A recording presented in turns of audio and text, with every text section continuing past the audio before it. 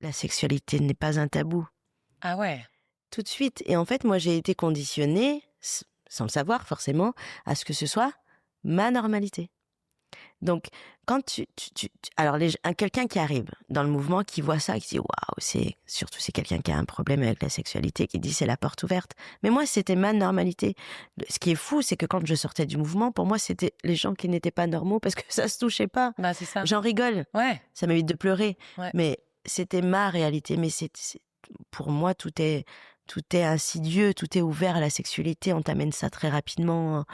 C'est très très important. Ça fait partie pour moi des socles du mouvement raélien, Mais effectivement. il y a eu quand même des scènes qui t'ont choquée, justement, à Oui. Eden, Mmh. où tu as vu des adultes, en fait, tu pas dû être là, c'est Mais c'est ça? ça, en fait, moi j'étais, il y avait des cours, donc nous les enfants on n'assistait pas aux cours, et puis je passe devant un grand chapiteau qui s'appelait l'Olympe, et je suis une gamine, hein, donc j'ouvre le chapiteau, je regarde, et je vois un gloriole. Tu sais ce que c'est un gloriole?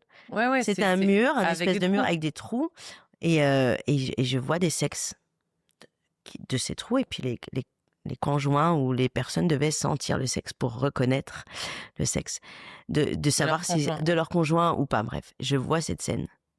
Donc je reste avec ça, mais je n'en parle pas parce que je ne sais pas si je peux en parler. J'ai aussi une fois un truc où j'ai les yeux bandés parce que Raël demande aux adultes de faire un exercice. Quand